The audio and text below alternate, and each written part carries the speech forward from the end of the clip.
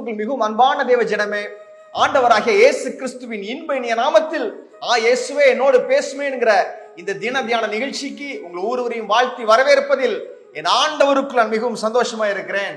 எப்பொழுதும் கிறிஸ்துவுக்குள் சந்தோஷமா இருங்கள். நம் ஆண்டவருக்குள் சந்தோஷமா இருந்து இந்த நாளுக்குரிய மங்களகரமான வசனத்தை பார்ப்போம். வாருங்கள். சங்கீதம் 46:10 அதன் முன்பகுதி மாத்திரம்.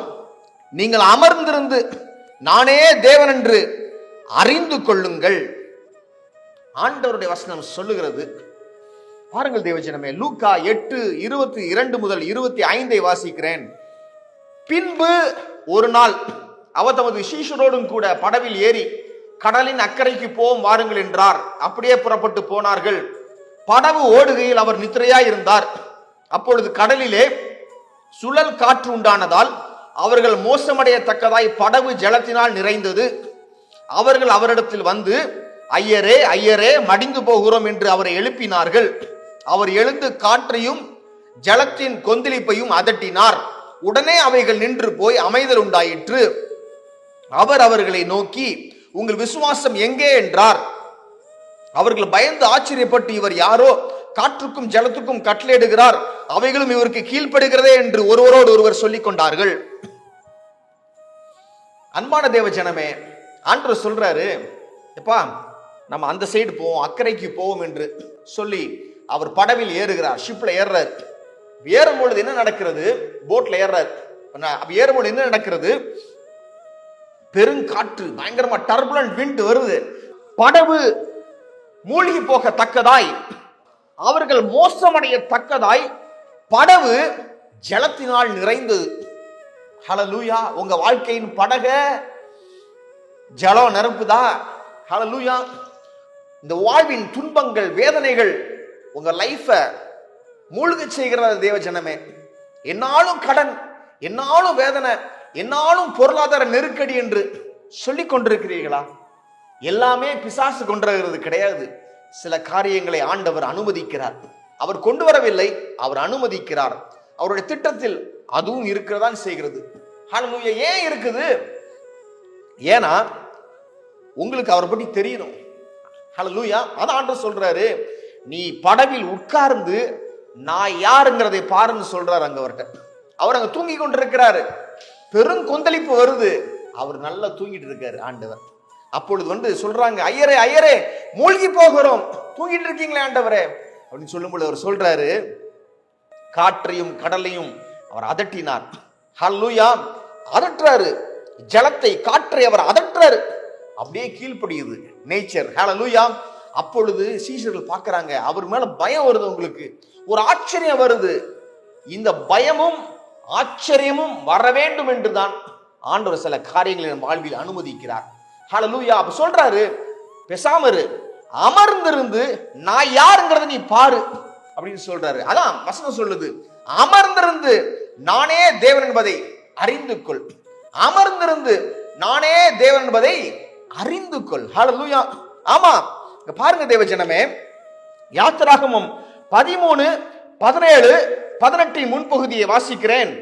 பார்வோன் ஜனங்களை போகவிட்ட பின்பு ஜனங்கள் யுத்தத்தை கண்டால் மனமடிந்து எகிப்துக்கு திரும்புவார்கள் என்று சொல்லி பெலிஸ்தரின் தேச வழியாய் போவது சமீபமானாலும் தேவன் அவர்களை அந்த வழியாய் நடத்தாமல் சிவந்த சமுத்திரத்தின் வடாந்திர வழியாய் ஜனங்களை சுற்றி போக பண்ணினார் என்று சொல்றாரு.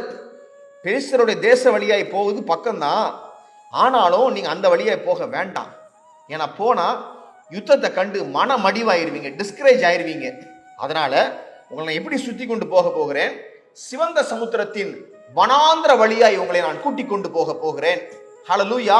அந்த வழியில் சிவந்த சமுத்திரத்தை நான் திறப்பேன், அற்புதத்தை செய்து நான் யாருன்னு காமிக்கணும்ல அப்படின்னு சொல்றார் ஆண்டவர். ஹல்லேலூயா. ஆண்டவர் சில நேரம் ஷார்ட் ரூட்ல கொண்டு போகாமல் சுத்தி கூட்டிட்டு போவாரு. ஏன்னா அந்த ஷார்ட் ரூட்ல நம்மளுக்கு நிறைய டிஃபிகல்டிஸ் இருக்கும், ஹார்ட்ஷிப்ஸ் இருக்கும், யுத்தம் இருக்கும், சேலஞ்சஸ் இருக்கும். அதனால் அவர் சுற்றி கொண்டு போவார். ஹல்லேலூயா. நாம் அப்படி போகும் பொழுது அவர் யாருன்னு காமிக்கிறதுக்கு ஏதுவா இருக்கும். யாத்திராகமம் 14:13 வாசிக்கிறேன். அப்பொழுது மோசே ஜனங்களை நோக்கி, பயப்படாதிருங்கள், நீங்கள் நின்று கொண்டு இன்றைக்கு கர்த்தர் உங்களுக்கு செய்யும் ரட்சிப்பை பாருங்கள். இன்றைக்கு நீங்கள் காண்கிற எகிப்தியரை இனி என்றைக்கும் காண மாட்டீர்கள். எகிப்து ராணுவம் இஸ்ரவேலர்களை பின்தொடர்ந்து வருது. முன்னாடி பார்த்தா சிவந்த சமுத்திரம். ஏன் ஆண்டவரே, பெலிஸ்தர் தேச வழியா போனா ஷார்ட் ரூட்டா இருந்திருக்குமே, சுத்தி கூட்டி கொண்டு வந்து இங்க மாட்ட வச்சுட்டீங்களே ஆண்டவரே அப்படின்னு சொல்றாங்க. ஆண்டவர் சொல்றாரு, நான் யாருன்னு காமிக்கணும்ல, அதுக்கு தான் கூட்டி கொண்டு வந்தேன்னு சொல்லி சிவந்த சமுத்திரத்தை பிளந்தார் ரெண்டாக. இஸ்ரவேலர்கள் வந்தாங்க, பின்னாடியே எகிப்து ஆர்மி வர்றாங்க, துரத்திட்டு வர்றாங்க. அவங்களை ஆண்டவர் மூழ்கி போட்டார். ஹல்லேலூயா. பாருங்கள், நீ நின்று கொண்டு நானே தேவன் என்பதை அறிந்து கொள். நீ அமர்ந்திருந்து நானே கர்த்தர் என்பதை அறிந்து கொள். யோவான் 11வது அதிகாரத்தை வாசித்து பாருங்கள் தேவ ஜனமே. லாசரஸ் இறந்து போய் 4 நாள் கழிச்சு ஆண்டவராக இயேசு கிறிஸ்து அந்த வீட்டுக்கு போறாரு. ஏன் ஆண்டவரே போறீங்க? யூதர்கள் நான் தேவன் என்று அறிந்து கொள்ளணும், அதுக்காக நான் வர்றேன். ஹல்லேலூயா. 4 நாள் கழிச்சு நான் லாசரஸை வெளியே வர சொல்லுவேன். அதை காண்கிற யூதர்கள் என்னை அறிந்து கொள்ளணும். அவர்கள் அமர்ந்திருந்து நானே தேவன் என்பதை அறிந்து கொள்ளணும் ஆண்டவர் சொன்னார். ஹல்லேலூயா. உங்ககிட்ட அதான் சொல்றாரு. உங்க வாழ்க்கையில நிறைய பிரச்சனைகள் இருக்குது, நீங்க சொல்றீங்க ஏன் ஆண்டவரேன்ட்டு. அவர் சொல்றாரு, நீ அமர்ந்திருந்து நானே தேவன் என்பதை அறிந்து கொள். நீங்கள் அறிந்து கொள்வீர்கள். நாம் ஜெபிப்போம். பாருங்கள், ஆண்டவரே, இந்த ஜனங்களுக்கு ஏராளமான பிரச்சனைகள்ப்பா. அவங்க உங்களை நோக்கி பார்க்கிறார்கள். ஏன் என் வாழ்க்கையில இப்படி இருக்குது, எதுக்கு என் வாழ்க்கையில இப்படி இருக்குதுன்ட்டு நீங்க சொல்றீங்க. நீ அமர்ந்திருந்து நானே தேவன் என்பதை அறிந்து கொள்.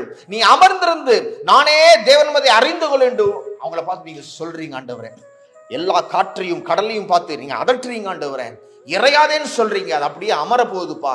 இவங்க பிரச்சனைகள் அமர்ந்திருக்க போகிறது, அவைகள் தலை தூக்காது என்று ஆண்டவர் பேசிக்கொண்டு இருக்கிறார். ஹல்லேலூயா. நீ அமர்ந்திருந்து கர்த்தருடைய வல்லமையை பார்க்க போகிறாய். கர்த்தர் தேவன் என்பதை நீ அறிந்து கொள்ள போகிறாய் என்று அவர் பேசிக் கொண்டிருக்கிறார். நன்றி ஆண்டவரே. நன்றி செலுத்தி இந்த ஜெபத்தை எங்கள் அன்பர் இயேசு கிறிஸ்துவின் நல்ல நாமத்தில் ஏறெடுக்கிறோம் எங்கள் வல்ல பிதாவே. ஆமென், ஆமென்.